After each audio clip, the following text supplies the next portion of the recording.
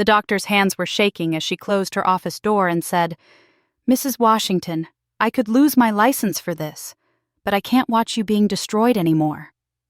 I sat there in my paper gown, 70 years old, and suddenly feeling every single one of those years pressing down on my shoulders.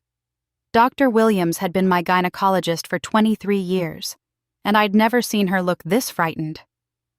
"What are you talking about?" I asked, my voice coming out smaller than I intended. She pulled her chair close, so close our knees almost touched. "Your daughter-in-law Megan has been my patient for 6 months. She comes in every month, always pays cash, always schedules appointments when you're not here." Dr. Williams paused, her dark eyes meeting mine with an intensity that made my stomach drop. "Patricia, she's been lying to you about the pregnancy, about all of it." The room tilted. I gripped the examination table so hard my knuckles went white. "What do you mean? She's been trying to get pregnant for 3 years. I've given her everything. The fertility treatments, the experimental procedures, the special vitamins from that clinic in California. I sold my mother's wedding ring last month to pay for the hormone injections." "There are no hormone injections. There never were." Dr. Williams stood up and walked to her computer, her movements quick and nervous like a bird sensing danger. "I shouldn't show you this, but God forgive me, I can't keep quiet anymore." She pulled up medical records, and I saw Megan's name at the top. "These are her lab results from 2 weeks ago. Patricia, Megan has never been pregnant. Not once in the 3 years you've been supporting her. And the fertility issues she claims to have? They don't exist. Her reproductive system is perfectly healthy." I couldn't breathe. The walls of that small office seemed to be closing in, the familiar diplomas and certificates blurring into meaningless shapes. 3 years, $147,000. That's how much I'd given Megan, penny by painful penny, believing I was helping my son Marcus and his wife build the family they desperately wanted. Before we continue, please tell us where you're watching from so we know how far our stories reach, and subscribe to the channel to help us grow. "But the ultrasound pictures," I whispered, thinking of the grainy black and white images Megan had shown me, the tiny bean shape she'd pointed to with tears in her eyes. She had proof. "Stock photos from the internet, probably. Patricia, listen to me carefully." Dr. Williams sat back down, and now her hands were on mine, warm and steady despite their earlier trembling.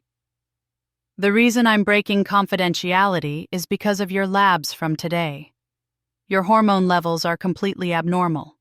The patterns I'm seeing suggest someone has been giving you hormone blockers, probably mixed into your food or drinks over an extended period." The words didn't make sense at first. They bounced around in my head like marbles in an empty jar. Hormone blockers? Why would someone do that? "To make you confused, weak, to create symptoms that look like dementia or early Alzheimer's." Dr. Williams squeezed my hands tighter. "Patricia, how long have you been having memory problems?" 6 months, I thought. Maybe 8. It had started small, forgetting where I put my keys or what I'd eaten for breakfast. Then it got worse, losing track of conversations mid-sentence, forgetting entire days. Last week, I'd found myself in the grocery store parking lot with no memory of driving there. Marcus and Megan had been so concerned, so caring. They'd suggested I see a neurologist. Megan had even offered to take me to appointments to manage my medications. Megan had been managing my medications. "Oh God," I said, and it wasn't a curse but a prayer, a desperate plea for this not to be real. "Megan gives me my pills every morning. She says they're for my blood pressure and my cholesterol. She brings them with my breakfast." Dr. Williams nodded grimly. "I want you to bring those pills to a pharmacy and have them analyzed. But, Patricia, don't tell anyone you're doing it. Not yet. If I'm right about what's happening, you need to be very careful." I drove home in a fog, my hands gripping the steering wheel like it was the only solid thing left in the world. The Washington family home sat on Maple Street where it had sat for 42 years, a 3-bedroom brick house with a porch my late husband Charles had built with his own hands. The azaleas he'd planted were blooming, bright pink against the red brick, and the sight of them made my chest hurt because everything beautiful suddenly felt like a lie. Marcus's car was in the driveway. So was Megan's. They were probably inside waiting for me, waiting to ask about my doctor's appointment, waiting to give me my evening pills. I sat in my car for 10 minutes, watching my own front door like it belonged to strangers. The house where I'd raised Marcus, where I'd taught him to tie his shoes and ride a bike and treat people with respect. Where had I gone wrong? Or had I gone wrong at all? Maybe this was something else entirely, something I hadn't seen coming because I was too busy being a good mother, a good grandmother in waiting, a good fool. When I finally went inside, they were in the kitchen. Marcus was 38 years old, tall and handsome like his father had been, with the same warm brown eyes and easy smile. Megan was perched on the counter, her legs swinging, blonde hair pulled back in a ponytail. She'd told me once that she'd had it straightened and dyed because Marcus preferred it that way. Now I wondered if anything she'd ever told me was true. "Mama!" Marcus came over and kissed my cheek, and I had to force myself not to pull away. "How was the doctor? Everything okay?" "Fine," I said, setting my purse down on the kitchen table with hands that wanted to shake. "Just routine." Megan hopped down from the counter, graceful as a cat, and I watched her move toward the cabinet where she kept my pills. 29 years old and beautiful in a way that seemed almost aggressive, all sharp cheekbones and perfect teeth. I'd always thought she was too thin, but she'd explained it was the stress of trying to conceive, the way worry ate away at a person from the inside. "Let me get your evening medications, Mama Patricia," she said, and her voice was sweet as honey, dripping with concern. She'd started calling me Mama Patricia 2 years ago, after I'd paid for her second failed fertility treatment. "You need to take them with food. I made your favorite, beef stew." I watched her shake pills from 3 different bottles into her palm. Small white circles, a larger blue oval, a pink capsule. I'd been taking them faithfully for 6 months, trusting her completely, never questioning why my regular pharmacy never had records of these prescriptions. "Actually," I said, and my voice sounded strange in my own ears, distant and controlled. "I'm not feeling well. I think I'll just go lie down." Megan's face shifted, just for a second. A flash of something cold and calculating before the concerned daughter-in-law mask slid back into place. "But, Mama Patricia, you need your medications, especially after missing your morning dose." "I didn't miss my morning dose." The lie came easily, and I saw her hesitate, recalculating. "You gave it to me at 7:30, same as always." "Of course," she said smoothly. "I meant your afternoon dose. You're getting confused again, sweetie. That's why it's so important to stay on schedule." Marcus put his arm around my shoulders, and I could feel his concern radiating through the gesture. "Mama, you have been forgetting things more often. Maybe we should make that appointment with the neurologist. Megan's friend is supposed to be the best in the state." Megan's friend. I'd bet my life savings, what was left of them, that this neurologist was part of whatever scheme was unfolding. How deep did this go? How long had they been planning this? "I'll take the pills tomorrow," I said firmly, pulling away from Marcus's embrace. "Right now, I just need rest." I went upstairs to my bedroom, the one I'd shared with Charles until cancer took him 4 years ago, His reading glasses were still on the nightstand, his favorite cardigan still hanging in the closet. I'd kept everything exactly as it was because letting go felt like dying myself. Now I wondered if that sentimentality had made me an easy target. The grieving widow, the lonely grandmother desperate for family, so eager to help that she never questioned the story she was being sold. I locked the door and sat on the edge of the bed, my mind racing. $147,000. I'd liquidated my savings account, sold jewelry my mother and grandmother had left me, taken out a personal loan against the house. For what? For lies printed from the internet and pills that were poisoning me slowly, making me seem incompetent so they could do what? Take everything else I had? My phone buzzed. A text from my best friend Loretta. No, not Loretta. I couldn't use that name. From Dee Dee. Sunday service tomorrow? Haven't seen you in weeks, sister. Getting worried. I'd stopped going to church regularly about 4 months ago. Megan had suggested I was too confused to drive safely, and Marcus had agreed. They'd said it was temporary, just until my memory improved, just until we figured out what was causing my symptoms. I'd believed them because why wouldn't I? They were my family. I typed back quickly. I'll be there. Need to talk to you. Important. 3 dots appeared, then disappeared, then appeared again. Everything okay? No, I typed. But it will be. I spent the rest of the evening pretending to sleep while my mind spun through the past 3 years like a movie on fast forward. Every time Megan had cried about another failed procedure. Every time she'd shown me pamphlets for experimental treatments that cost thousands. Every time she'd held my hand and said, "Mama Patricia, you're the only one who believes in us. Marcus's faith is wavering, but you give me hope." And I'd believed her. Every single time. Around 11 o'clock, I heard them arguing downstairs. I crept to the top of the stairs, my bare feet silent on the carpet Charles had installed 20 years ago. She didn't take the pills.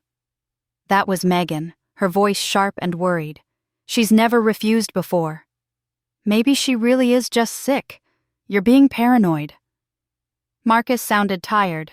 I'd noticed he'd been looking tired a lot lately, with dark circles under his eyes that aged him beyond his 38 years. I'm being careful. There's a difference. A pause, then the sound of a cabinet opening. Did you transfer the money from her account like I asked? Megan, I don't know about this anymore. She's my mother. Taking money for fake fertility treatments is one thing, but actually drugging her? What if something goes wrong? Nothing will go wrong if you follow the plan. We're almost there, baby. Just a few more months, and we'll have everything. The house, the life insurance policy, all of it. Then we can stop. And what about her? What happens to my mother? Megan's laugh was soft and cruel. Oh, Marcus. Sweet, stupid Marcus. By then everyone will believe she has dementia. She'll end up in a state facility and no one will listen to anything she says. And you'll finally have the inheritance you deserve, instead of watching her waste it on church donations and helping every sob story that comes along. I gripped the banister so hard I thought the wood might crack. My son. My baby boy, who I'd rocked to sleep and nursed through chicken pox and sent to college with every penny I could spare. He knew. He was part of this. The lawyer called, Marcus said, and his voice was barely above a whisper now, like he was ashamed. He wants to meet tomorrow to finalize the new will. Once she signs it, everything transfers to you if she's declared incompetent, and with Dr. Morrison's evaluation scheduled for next week, Dr. Morrison will say exactly what we're paying him to say, Megan interrupted. God, I can't wait to get out of this dump. Do you know what I could do with this house? The land alone is worth $300,000. We'll tear it down and sell it to developers. This house. Charles's house. The house where we'd planned to watch our grandchildren grow up, where every room held a memory worth more than any amount of money.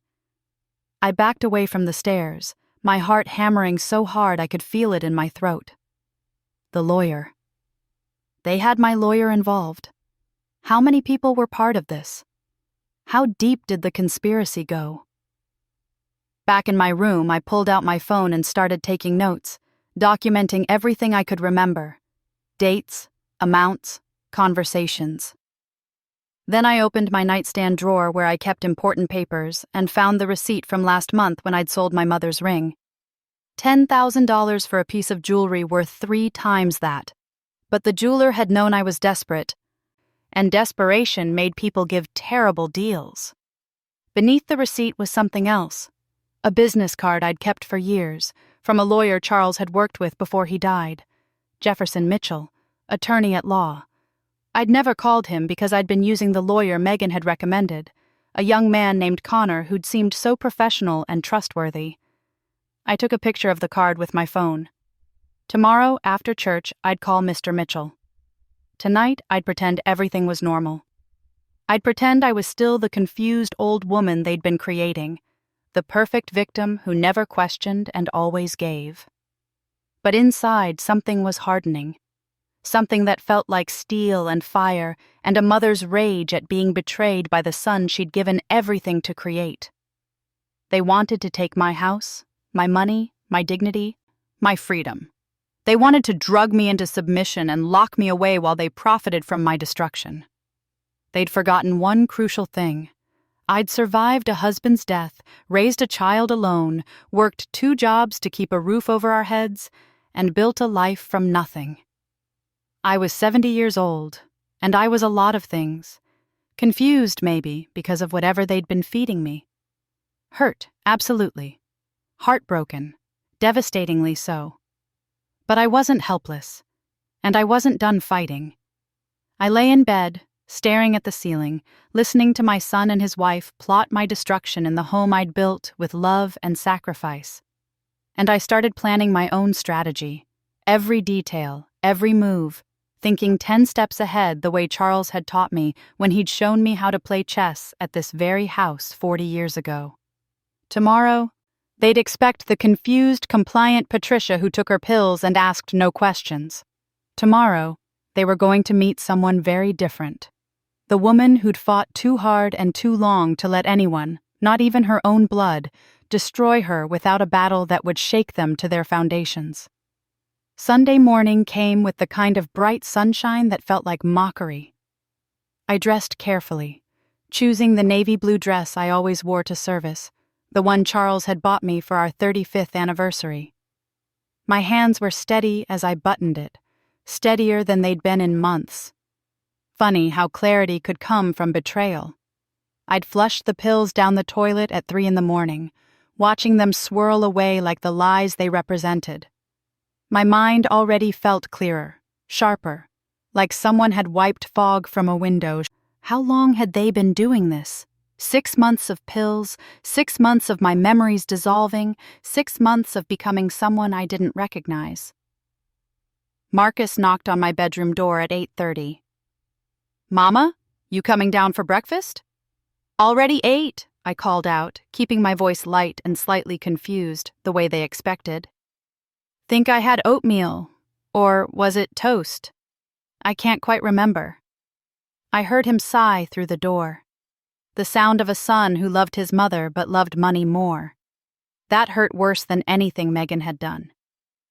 Megan was a stranger who'd married into the family. Marcus was my blood, my heart, my greatest accomplishment. And he'd sold me out for what? A faster inheritance? A bigger house? "Megan's making eggs," he said. "You should eat something." "I'm going to church," I said, opening the door to find him standing there in his pajamas, looking so much like his father it made my chest ache. "Dee Dee's expecting me." His face shifted, concern mixing with something that looked like panic. "Mama, you haven't driven in weeks. Let me take you."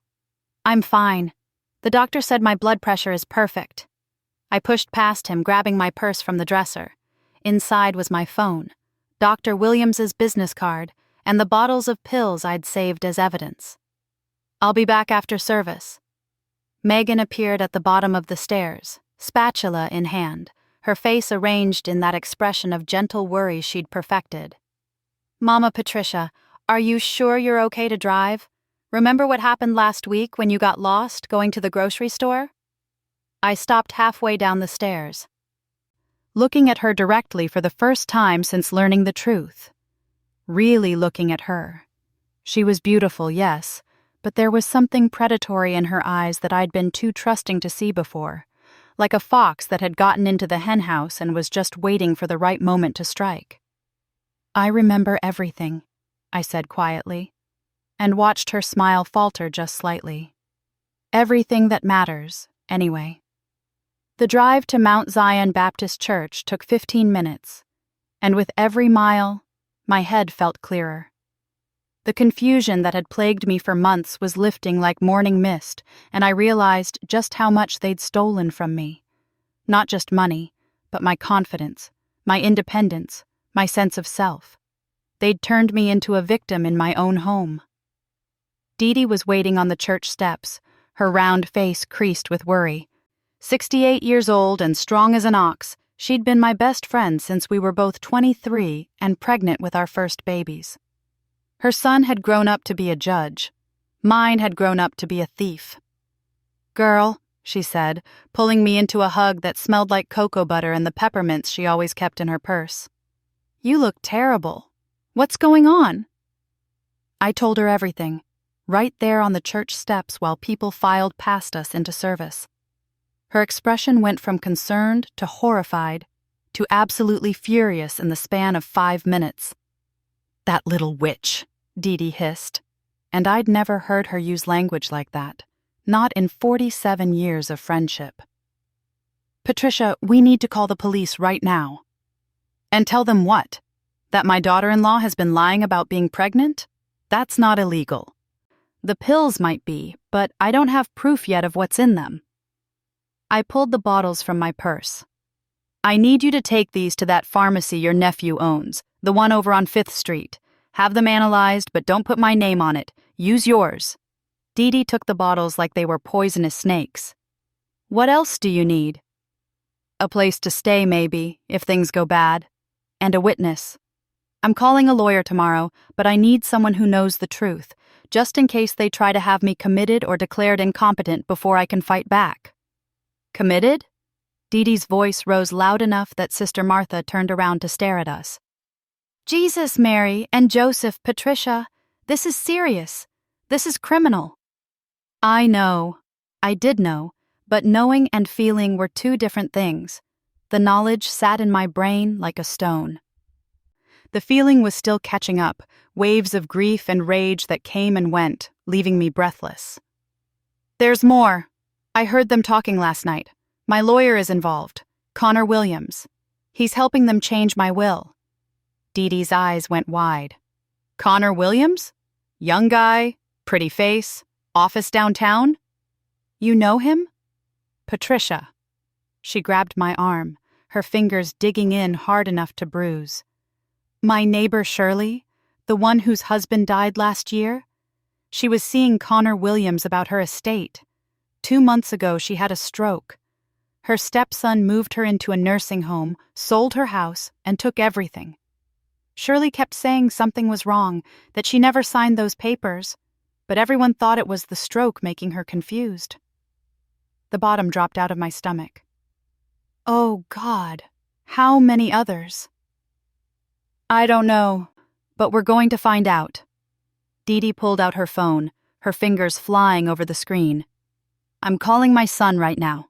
Judge Thompson doesn't work Sundays, but his mama does, and he's going to listen to every word you have to say." We skipped service. I felt guilty about that for about 30 seconds, until I remembered that God probably cared more about justice than perfect attendance. Dee drove us to her son's house in the historic district, a beautiful Victorian with a wraparound porch where Malcolm Thompson was drinking coffee and reading the newspaper. He was 50 years old, dignified and serious, with his mother's eyes and his late father's judicial temperament. He listened to my story without interrupting, his expression growing darker with every detail. "Mrs. Washington," he said when I finished, "this is elder abuse, fraud, conspiracy, and possibly attempted murder if those pills contain what you think they contain. But here's the problem. Without hard evidence, it's your word against theirs. Your own son will testify that you've been confused and forgetful. Any lawyer they've involved will claim attorney-client privilege. We need concrete proof." "The pills," I said. "If the pharmacy can prove what's in them, it helps, but it doesn't prove who gave them to you. You said Megan brings them every morning, but does anyone else witness this? Could you have gotten confused about where they came from?" He held up a hand when I started to protest. "I'm not saying I don't believe you. I'm telling you what their lawyers will argue in court." Dee slammed her hand on the arm of her chair. "So what do we do? Let them get away with it?" "No." Malcolm stood up, his 6-foot frame imposing even in casual Sunday clothes. "We build a case. Mrs. Washington, I'm going to call in some favors. I have a friend at the FBI who specializes in elder fraud. If there are multiple victims, this becomes a federal case. In the meantime, you need to act normal. Take the pills they give you if you have to, but spit them out when they're not looking. Keep a detailed journal of everything, and record every conversation you can." Record them? The thought made me feel sick. Recording my own son, documenting his betrayal with technology. How? He pulled out his phone and showed me an app. Voice recorder. Keep your phone in your pocket. Hit record before any conversation. It's legal in this state as long as one party consents, and you're the party. Get them talking about the plan. Get them to admit what they've done. I took the phone, learning the app, my 70-year-old fingers clumsy on the screen. Technology had never been my strong suit, but I'd learn. I'd learn anything if it meant stopping them. The pharmacy results came back Tuesday morning. Dee Dee called me at 7, her voice shaking. "Patricia, those pills. One was a hormone blocker, just like your doctor said. One was a benzodiazepine, like Xanax, but a stronger dose. And the third was something called donepezil." "What's that?" "It's used to treat Alzheimer's symptoms, but in healthy people, it can cause confusion, dizziness, and memory problems. Patricia, they weren't just making you seem sick. They were actively destroying your cognition. If you'd kept taking these for another 6 months, you might have had permanent brain damage." I sat down hard on my bed, the room spinning. Permanent brain damage. They were willing to destroy my mind, maybe kill me. For money. And Marcus knew. My son knew and did nothing to stop it. "There's more," Dee Dee said. "I called Shirley, asked her some questions. She said her stepson's wife had been giving her special vitamins for her heart. She said after she started taking them, everything got foggy. Patricia, I think we've found another victim. And if there are 2, there might be more." That afternoon, I went to see Jefferson Mitchell. His office was above a bakery on Main Street, and he was 81 years old with hands that shook from Parkinson's, but eyes that were sharp as knives. "Patricia Washington," he said, gesturing for me to sit. "I wondered when you'd come see me." "Your husband was a good man. I was sorry I couldn't make the funeral. I had pneumonia that week, nearly died myself. Mr. Mitchell, I need help." I laid out the whole story, every detail, watching his expression go from curious to appalled. He made notes on a legal pad, his shaking hands somehow producing neat, precise letters. "This Connor Williams, I know him. Slick young man, handles a lot of estate work. Always thought there was something off about him. Had a case 5 years ago where a client's will mysteriously changed right before they died. Couldn't prove anything, but my gut said Williams was dirty. Can you help me?" "I can try. First thing, we need to secure your assets. I'll file emergency paperwork to freeze any accounts and prevent any property transfers. It'll raise red flags, but that might be good. Flush them out, make them panic and make mistakes." He looked at me over his glasses. "Mrs. Washington, this is going to get ugly. Are you prepared for that?" "Mr. Mitchell, they tried to destroy my mind and steal everything my husband and I built. It's already ugly. I just want justice." He smiled, a sharp, predatory expression that reminded me he hadn't gotten to 81 years old in law by being soft. "Then let's give you justice." I went home that evening to find Marcus and Megan waiting in the living room with a third person. A woman in her 40s, professional-looking, with a briefcase and a sympathetic smile. "Mama," Marcus said, standing up, "this is Dr. Morrison. She's a neurologist. We made you an appointment." My blood went cold. This was the doctor Malcolm had mentioned, the one they were paying to declare me incompetent. "I don't need a neurologist." "Mrs. Washington," Dr. Morrison said smoothly, "your family is very concerned.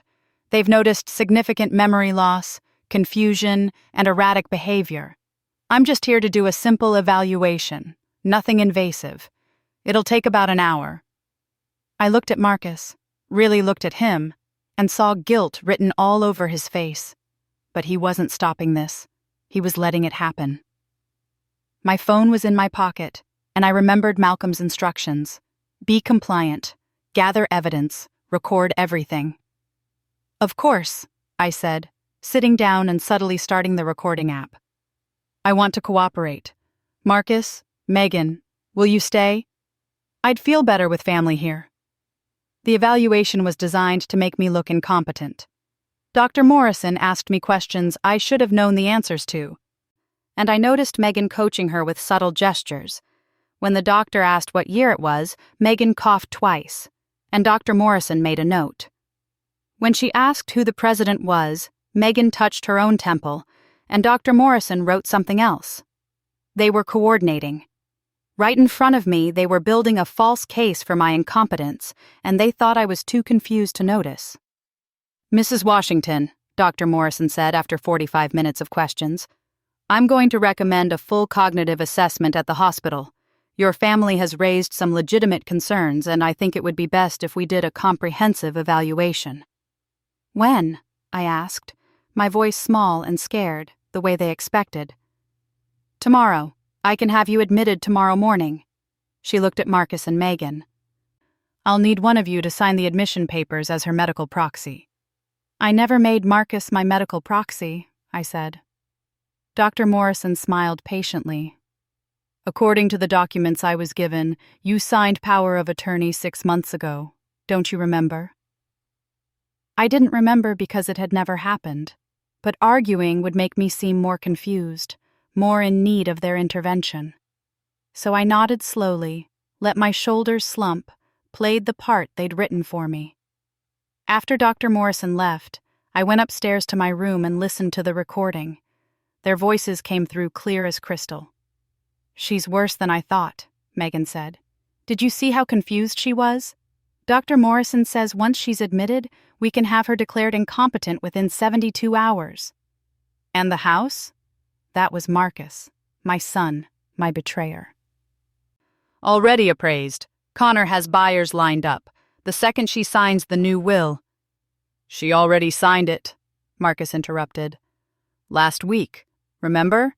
You had her sign a bunch of birthday cards for the church ladies. One of them was the will.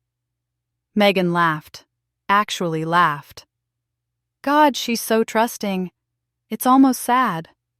She's my mother. She's a means to an end, baby. By Friday, we'll have everything. The house, the insurance money, all of it. And she'll be locked up in a state facility where no one will listen to her crazy stories about being poisoned. It's perfect.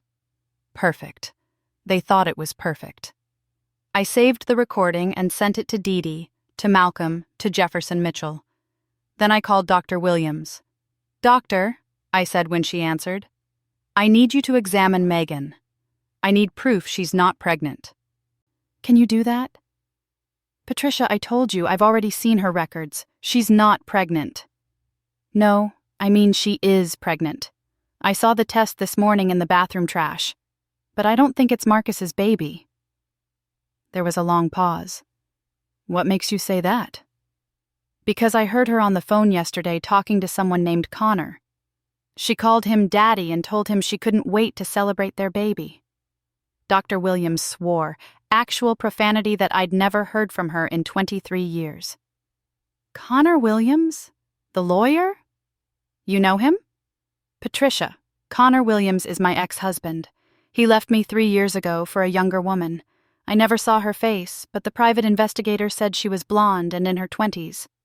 Her voice was shaking now. If Megan is having an affair with Connor, if they're working together on this scheme, the number of potential victims could be enormous. Everything clicked into place. Connor the lawyer, Megan the con artist, working together to scam elderly people out of their estates. How long had they been doing this? How many families had they destroyed? Doctor, can you testify to all of this? In court? I'll do better than that. I'll call the FBI myself. Connor took half my retirement in the divorce. If he's running an elder fraud ring, I want to see him behind bars. Wednesday morning, I woke up to find Marcus and Megan packing my clothes. What are you doing? Packing for the hospital, Mama. Remember? Dr. Morrison is expecting you at 9. I looked at my room, at Charles's glasses and cardigan, at the wedding photos on the dresser. My whole life packed into 2 suitcases like I was going on vacation instead of being committed against my will. I'm not going, I said. Marcus's face hardened. Mama, you don't have a choice. I'm your medical proxy. I'm doing this for your own good. You're doing this for $300,000. I saw him flinch. I know everything, Marcus. The pills, the fake pregnancy, Connor Williams, all of it. Megan's mask dropped completely. Her face went cold and calculating, and I saw the real woman underneath the concerned daughter-in-law act. You senile old bat. No one will believe you. You're confused, you're incompetent, and by tonight, you'll be in a locked ward where you can't hurt yourself or anyone else.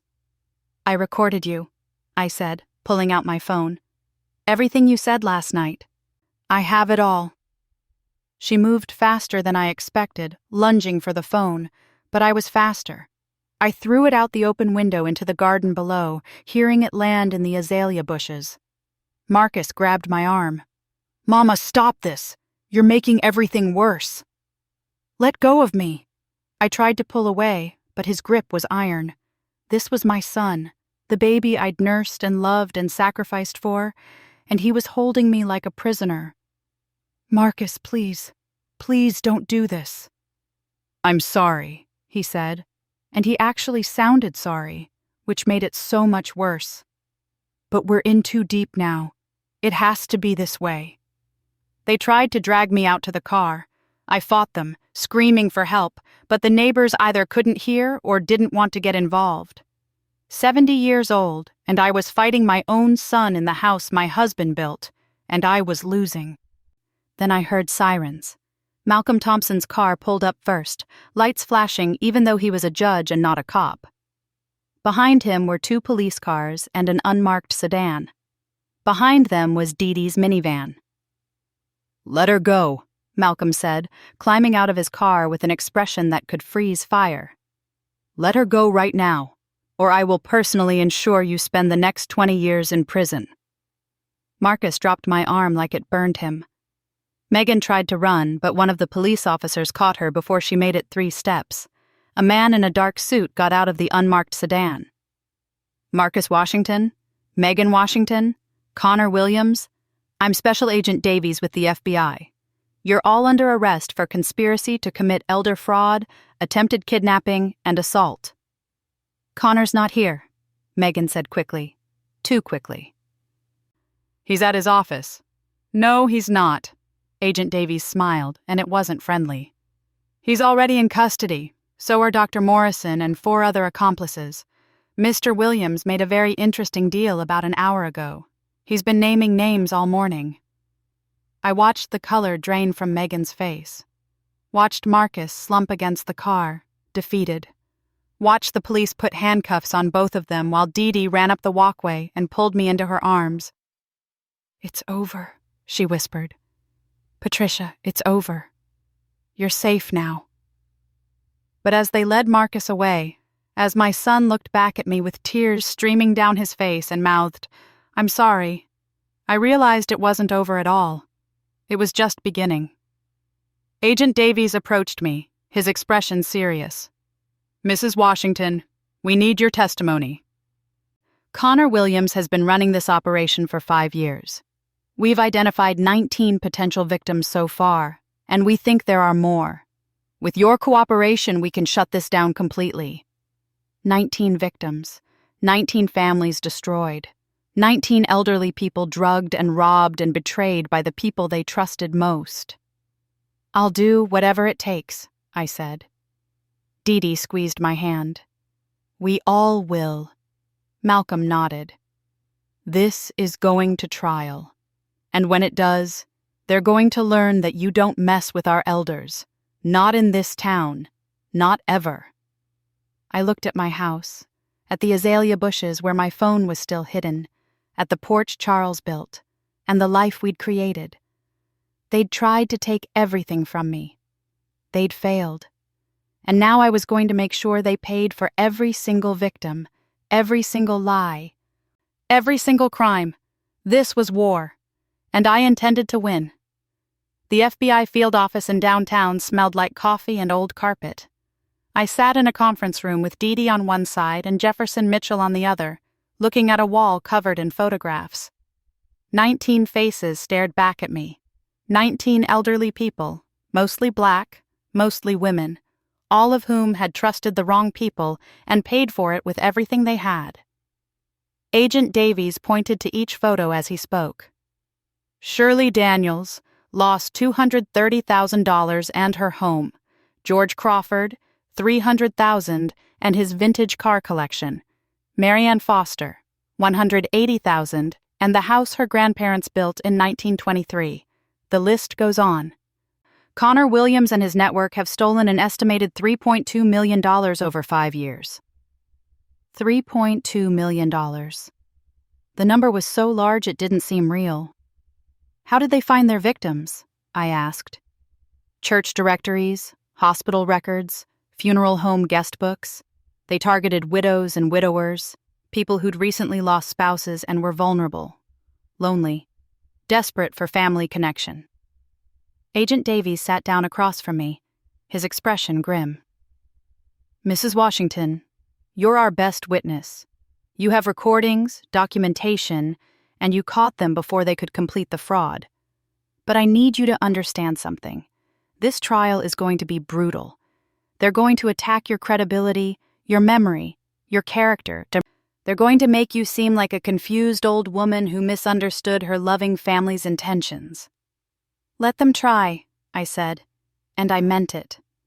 I'd been confused before, drugged and manipulated into doubting my own mind. But now I was clear, sharp, and absolutely furious. The preliminary hearing was set for Monday. 3 days to prepare, 3 days to gather every piece of evidence, 3 days to make sure they couldn't wiggle out of what they'd done. Sunday morning, I stood in front of Mount Zion Baptist Church and told my story.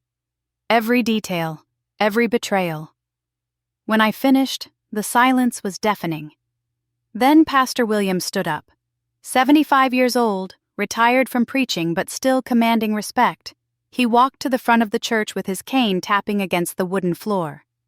"Sister Patricia," he said, his voice ringing through the sanctuary, "has shown us something important today. Evil doesn't always come with a mask. Sometimes it comes with a smile and calls you Mama, but I want everyone here to know something." He turned to face the congregation. "We are a family. When one of us is attacked, we all stand together. So I'm asking right now, is there anyone else here who's been targeted? Anyone who's felt confused or had family members suddenly very interested in their finances? Anyone who's been asked to sign papers they didn't understand?" 5 hands went up, then 7, then 12. My heart broke and healed at the same time. We weren't alone. None of us were alone. Dee Dee organized what she called a Sunday strategy session in the church basement. 23 people gathered, ranging from 60 to 91 years old, each with a story of manipulation or attempted manipulation. Some had been saved by suspicious family members. Others had lost everything and were still fighting to get it back. "We need to make noise," Dee Dee said, pacing in front of the group like a general addressing troops. "We need the media to pay attention. This isn't just about Patricia or Shirley or any one person. This is systematic elder abuse, and it's happening right here in our community." Malcolm made calls. By Monday morning, 3 news stations wanted interviews. By Monday afternoon, the story was trending on social media. "Local FBI busts multi-million-dollar elder fraud ring," the headlines read, and underneath were photos of Connor Williams, Megan, Marcus, and Dr. Morrison. I agreed to one interview with a reporter named Jasmine who'd grown up in our neighborhood and lost her grandmother to dementia 2 years ago. She understood what was at stake. "Mrs. Washington," she said as the camera rolled, "you're 70 years old. You trusted your son and daughter-in-law. They betrayed that trust in the worst possible way. What do you want people to know?" I want people to know that elder abuse can happen to anyone, I said, looking directly into the camera. I wasn't stupid or senile or careless. I was a mother who loved her son and wanted to help him. They used that love as a weapon, and if it can happen to me, it can happen to you, to your parents, to anyone. The only way to fight it is to pay attention, ask questions, and never let anyone make you feel crazy for trusting your instincts. The interview aired that night. By Tuesday morning, the story had gone national. The preliminary hearing was standing room only. Marcus and Megan sat at the defense table with their lawyer, a sharp-eyed woman named Rebecca Stone, who cost $500 an hour and looked like she enjoyed destroying witnesses on the stand. Connor Williams sat separately with his own lawyer. He'd been promised a lighter sentence for cooperation, but I could see the calculation in his eyes. He was going to say whatever saved his own skin, truth or lies. Dr. Morrison looked like she wanted to disappear into the floor. Without her medical license, which had been suspended pending investigation, she was just another conspirator facing 20 years in prison. Judge Henderson, a stern woman in her 60s who I'd seen at church but never spoken to, called the court to order. This is a preliminary hearing to determine if there is sufficient evidence to proceed to trial. Mr. Davies, present your case. The FBI agent stood, and for the next 2 hours, he methodically destroyed any pretense of innocence. Bank records showing transfers from my account to Megan's, pharmacy records for the pills, the recordings I'd made, text messages between Connor and Megan that were so explicit the judge ordered them sealed from public record. Medical records from Dr. Williams showing Megan had never been pregnant during the 3 years she'd claimed to be trying. Then came the twist that made the entire courtroom gasp. Your Honor, Agent Davies said, I'd like to enter into evidence recent medical records showing that Megan Washington is currently pregnant. 8 weeks along, according to her most recent examination. Megan's lawyer jumped up. Your Honor, my client's medical condition is irrelevant to these proceedings and protected by privacy laws. It's relevant, Agent Davies continued, because DNA testing has confirmed that Connor Williams is the biological father. The affair between Mrs. Megan Washington and Mr. Connor Williams has been ongoing for 4 years, predating her marriage to Marcus Washington by 6 months. In fact, we have evidence suggesting that Megan specifically targeted Marcus Washington because his mother owned a valuable property and had substantial savings. I looked at Marcus, saw his face go white, saw the moment he realized he'd been played just as badly as I had. His wife had never loved him. She'd married him for access to me, to my money, to everything Charles and I had built. Marcus was just another victim in her long con. Furthermore, Agent Davies said, pulling out another document, Megan Washington is not her real name. She was born Jennifer Hayes, and she has prior convictions for fraud in 2 other states under different aliases. She's been running confidence schemes since she was 19 years old. The courtroom erupted. Judge Henderson slammed her gavel 3 times before order was restored.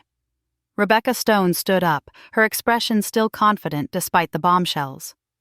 Your Honor, while this information is certainly dramatic, it doesn't prove my clients intended to harm Mrs. Washington. My client Marcus Washington was also deceived by his wife. He thought his mother genuinely had memory issues. He was trying to help her. By drugging her? I couldn't stop myself from speaking. Judge Henderson looked at me sharply, but I continued. By planning to steal my house and lock me in a state facility? That's help? Mrs. Washington, Rebecca Stone said, turning to me with a sympathetic expression that made my skin crawl. I understand you're upset, but isn't it true that you have been experiencing memory issues? That you've gotten lost while driving, forgotten important dates, struggled to manage your medications? Because they were poisoning me, I said. Or because you're 70 years old and experiencing normal cognitive decline. Mrs. Washington, have you ever considered that your son was genuinely concerned? That maybe you've misinterpreted caring family members as conspirators? I felt the rage building, hot and righteous. This was what Agent Davies had warned me about. They were going to make me look paranoid, confused, vindictive. But I had something Rebecca Stone didn't expect. "Your Honor," Jefferson Mitchell said, standing for the first time, "I'd like to enter additional evidence." He pulled out a thick folder. "These are medical records from Dr. Patricia Williams, showing the specific drugs found in Mrs. Washington's system. These are pharmacy records showing that no legitimate doctor prescribed these medications. These are recordings of Mrs. Megan Washington and Mr. Connor Williams discussing their scheme in explicit detail. And these," he pulled out more papers, "are victim statements from 18 other elderly individuals who were targeted by the exact same scheme." He laid out photograph after photograph on the table. Shirley Daniels was told her stepson's wife needed fertility treatments. George Crawford was told his nephew's fiancée needed surgery. Marianne Foster was told her granddaughter needed cancer treatment. Every single victim was told a medical lie, convinced to liquidate assets, and then systematically drugged while their estates were stolen. "This is not a family misunderstanding, Your Honor. This is organized crime." Judge Henderson looked at the evidence, her expression growing colder with each page. "Is there anything else, Mr. Mitchell?" "Yes, Your Honor.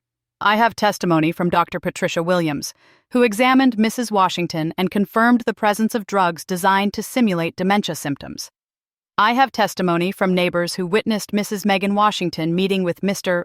Connor Williams at hotels while her husband worked. And I have this." He held up a final document. "This is the fake will that Mrs. Washington allegedly signed, giving her son and daughter-in-law full control of her estate upon any determination of incompetence. Forensic analysis shows that while the signature appears to be Mrs. Washington's, the date doesn't match. The paper stock is from a batch manufactured 6 months after the alleged signing date. This will is a forgery." Rebecca Stone sat down heavily. For the first time, she looked uncertain. Connor Williams's lawyer stood up quickly. "Your Honor, my client has been cooperating fully with authorities. He's provided information about the entire operation, including identifying other conspirators. We request leniency based on his cooperation." "Cooperation he only offered after being caught," Judge Henderson said dryly. "Mr. Williams, please stand." Connor stood, trying to look remorseful but mostly looking scared. "You're an officer of the court," Judge Henderson continued. "You took an oath to uphold the law, and instead, you perverted it to prey on vulnerable people. Your cooperation is noted, but it doesn't erase the damage you've caused. I'm ordering you held without bail pending trial." She turned to Megan. "Mrs. Washington, or Ms. Hayes, or whatever your real name is. You're pregnant, which normally would incline me toward leniency. But you've shown no remorse, no shame, and no indication that you understand the harm you've caused. You targeted elderly people because you thought they'd be easy victims. You're a predator. Held without bail." "Your Honor," Rebecca Stone tried again, "my client is pregnant. Denying bail puts her unborn child at risk." "Then she should have thought of that before committing multiple felonies," Judge Henderson snapped. "And as for you, Mr. Marcus Washington." Marcus stood slowly, looking like he'd aged 10 years in the past week. "You betrayed your own mother, the woman who raised you, sacrificed for you, loved you unconditionally. I have children myself, Mr. Washington, and I cannot fathom the depth of depravity required to do what you did. Your lawyer argues you were deceived by your wife, and perhaps that's partially true. But the recordings show you knew your mother was being drugged. You knew the pregnancy was fake. You participated in planning her commitment to a facility. You don't get to hide behind ignorance now, held without bail." Dr. Morrison's case was presented next. She'd been paid $20,000 to falsify medical reports and declare patients incompetent. She'd evaluated 11 people, all of whom had subsequently lost control of their estates. "Dr. Morrison," Judge Henderson said, "you violated every ethical standard of your profession. People trusted you with their health, their well-being, their futures. You sold that trust for money. I'm disgusted. Held without bail. The preliminary hearing ended with all 4 defendants remanded to custody. The trial was set for 8 weeks away. As I walked out of the courthouse, reporters swarmed, cameras flashed, microphones were shoved in my face.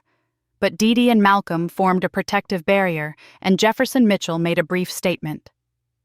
Justice delayed is not justice denied, and Mrs. Washington and the other victims will have their day in court. These predators will face the full consequences of their actions. That's all we have to say at this time. The weeks before trial were a blur. More victims came forward. The FBI discovered that Connor Williams had been running similar schemes in 3 other states. The total amount stolen exceeded $8 million. The trial lasted 3 weeks, 22 days of testimony, evidence, victim statements, and devastating revelations. I sat in that courtroom every single day, watching as the case against them built brick by brick into an unassailable wall. Marcus's lawyer tried to paint him as a victim of Megan's manipulation, but the recordings didn't lie. His voice, planning my destruction, talking about selling my house and spending my life insurance money. No amount of legal maneuvering could erase that. Megan's lawyer tried the pregnancy card again, bringing in experts to talk about the stress of incarceration on unborn children.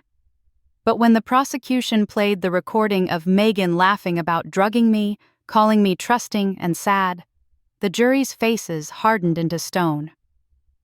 Connor Williams testified against his co-conspirators, detailing the entire operation, how they identified victims through church directories and obituaries, how they built relationships over months or years, how they systematically isolated victims from friends and family, how they used medication to create symptoms of dementia, how they forged documents and bribed medical professionals.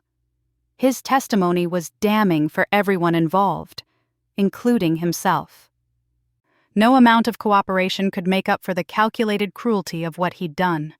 The prosecution's closing argument lasted 2 hours. The defense's closing arguments were perfunctory at best. There was no real defense to mount against mountains of evidence and recorded confessions. The jury deliberated for 6 hours. Guilty on all counts, all 4 defendants. Conspiracy to commit fraud, elder abuse, forgery, attempted kidnapping, assault, and a dozen other charges. Sentencing came 2 weeks later. I stood in front of the court and read my victim impact statement. Your Honor, I'm 70 years old. I've lived through segregation, the civil rights movement, my husband's death, and more hardships than I care to count. But nothing prepared me for the betrayal of my own son. Marcus Washington didn't just steal my money, he tried to steal my mind, my freedom, my dignity, and my future. He tried to erase me as a person so he could profit from my existence. That's not love. That's not family. That's evil. But I want the court to know something else. I survived. I fought back. And because I fought back, 19 other victims got justice too. My husband Charles always said that strength isn't about never falling down. It's about getting back up every single time. I got back up, and I'll keep getting back up as long as there are people who need protecting from predators like these. Judge Henderson looked at each defendant in turn. I've presided over many cases in my 20 years on the bench. This is one of the most disturbing. You didn't just steal money. You stole peace of mind, mental health, family relationships, and years of people's lives. You created trauma that will last generations. Marcus Washington, you are sentenced to 18 years in federal prison, followed by 10 years of supervised release and full restitution to your mother and other victims. Megan Washington, also known as Jennifer Hayes, you are sentenced to 25 years in federal prison. Your child will be placed in foster care upon birth, and you will have no parental rights. Perhaps in 25 years you'll understand the concept of family that you so callously destroyed. Connor Williams, despite your cooperation, your role as the architect of this scheme warrants the harshest punishment: 30 years in federal prison, disbarment, and full restitution to all victims. Dr. Morrison, you betrayed your oath as a physician. 20 years in federal prison and permanent revocation of your medical license. I hope you all spend every day of your incarceration thinking about the lives you destroyed. Court is adjourned." The courtroom erupted in applause. Judge Henderson didn't even try to stop it. Outside, the media circus was even bigger than before. But this time, I was ready for them. Jasmine was there with her camera crew, and I gave her an exclusive interview. "Mrs. Washington, how do you feel about the verdict?" "I feel like justice was served, but more importantly, I feel like we've sent a message. Elder abuse won't be tolerated in this community or any community. We protected each other. We stood together, and we won. What's next for you?" "I'm starting a foundation," I said, and it felt good to say it out loud. "To turn all this pain into something purposeful. The Charles Washington Elder Protection Fund will provide free legal services to elderly people who suspect they're being exploited. We'll offer education about the warning signs of elder abuse, and we'll make sure no one else has to fight this battle alone." The foundation launched 3 months later. Dee Dee became the director. Malcolm served on the board. Jefferson Mitchell volunteered his services. We used the restitution money from Connor Williams and the civil lawsuit settlements to fund operations. Within the first year, we helped 43 people escape exploitation. Within 2 years, we'd expanded to 6 other cities. Within 5 years, we'd influenced legislation in 12 states, making elder fraud penalties harsher and protections stronger. I still live in my house on Maple Street. The azaleas bloom every spring, pink and beautiful, exactly the way Charles planned them. I repainted the kitchen, replaced some furniture, made it mine again instead of a crime scene. Dee Dee comes over every Sunday after church. We drink sweet tea on the porch and talk about everything and nothing. Sometimes we talk about that terrible year when my son betrayed me. Sometimes we don't. Marcus writes me letters from prison, 1 every month, like clockwork. I don't read them. Not yet. Maybe someday I'll be ready to forgive him, but that day isn't today. Forgiveness is a gift, and he hasn't earned it yet. Megan gave birth to a girl. The baby was adopted by a family in another state, given a chance at a life that Megan's choices destroyed for herself. I think about that little girl sometimes. Wonder if she'll ever know how she was conceived in conspiracy and born into consequences. I hope not. I hope she has a beautiful, normal life with parents who love her and protect her the way parents should. Connor Williams tried to appeal his sentence. It was denied. He'll be 71 years old when he gets out, if he lives that long. The irony isn't lost on me. Dr. Morrison wrote me an apology letter. It was 3 pages long, full of excuses and explanations and justifications. At the end, she wrote, "I hope someday you can forgive me." I wrote back 1 sentence. "I hope someday you can forgive yourself because I never will." The foundation keeps growing. Last month, we saved a 91-year-old man from losing his farm to his grandson. 2 weeks ago, we helped a woman discover her daughter had been stealing her Social Security checks for 5 years. Every case is heartbreaking. Every victory is precious. I'm 73 years old now. My memory is sharp, my mind is clear, and my purpose is stronger than it's ever been. They tried to destroy me, and instead, they gave me a reason to fight harder than I'd fought for anything since Charles died. Last Sunday, Pastor Williams asked me to speak at service. I stood in front of that congregation, looked at the faces of people I'd known for decades, and told them the truth. Family is supposed to be the people who protect you. But sometimes, the people who share your blood are the ones who hurt you worst. When that happens, you find your real family. The people who show up. The people who believe you. The people who fight alongside you even when the battle seems impossible. I lost a son, but I gained a community. I lost my trust in one person, but I gained faith in dozens. I lost money and peace of mind and years of my life, but I gained a purpose that matters more than any of that ever did. Evil exists. It's real, and it's often closer than we think. But good exists too, and when good people stand together, evil doesn't stand a chance. The church erupted in amens and applause, and I felt Charles's presence so strongly it was like he was standing next to me, proud of the woman I'd become in his absence. That evening, I sat on my porch watching the sunset paint the sky in shades of orange and purple. Dee Dee was next to me, Malcolm was coming for dinner with his wife, and Jefferson Mitchell was bringing his famous peach cobbler. My phone buzzed with a notification, another person reaching out to the foundation, another potential victim looking for help.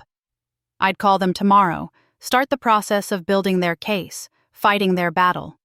Tonight, I was just going to sit here with my real family and watch the sun go down on another day of survival, another day of victory, another day of proving that 73 years old didn't mean helpless or finished or done.